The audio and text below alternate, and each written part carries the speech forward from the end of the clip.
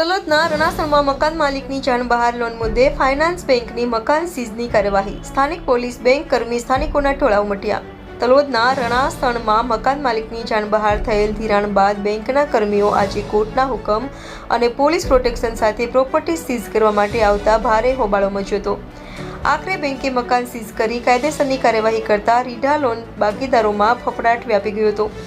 પ્રાપ્ત માહિતી પ્રમાણે તલોદના રણાસણ ગામમાં આવેલ 2 મંજિલાના મકાન ઉપર મકાન માલિકની જાણ બહાર કુટુંબી ભત્રીજાએ એફયુ ફાઇનાન્સમાંથી લોન લઈ શરૂઆતના હપ્તા રેગ્યુલર ભર્યા.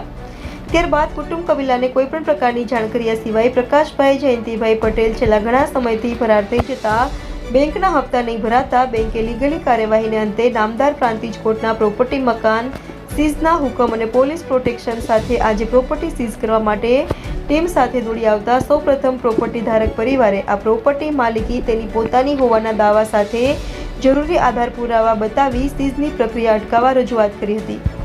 પરંતુ બેંકના કર્મીઓ ટસના મસ ન થતા આખરે માપણી કરી મકાન સીઝ કરી કાયદેસરની કાર્યવાહી કરવામાં આવ્યાની જાણ સમગ્ર તાલુકા પંથકમાં પ્રસરી જતા મુદ્દત વીતી બાકીદારો અને લોન લઈ સમયસર ભરપાઈ નહીં કરતા રીઢા બાકીદારોમાં ફફડાટ વ્યાપી ગયો. આ મુદ્દે મકાન માલિક ચંદુભાઈ શામજીભાઈએ માહિતી આપતા જણાવ્યું હતું કે આ પ્રોપર્ટી મારી છે. મારી જાણ બહાર આ તમામ લોન પ્રક્રિયાનું ષડયંત્ર રચાયું હોય ઘણી આજીજી કરવા છતાં મારું મકાન આજે એફયુ ફાઇનાન્સ બેંક દ્વારા કોર્ટના હુકમને આધારે જે કાર્યવાહી કરવામાં આવી છે તે મુદ્દે તેઓ ન્યાય માટે કોર્ટના દ્વાર ખટખટાવશે તેમ તેમણે જણાવ્યું હતું.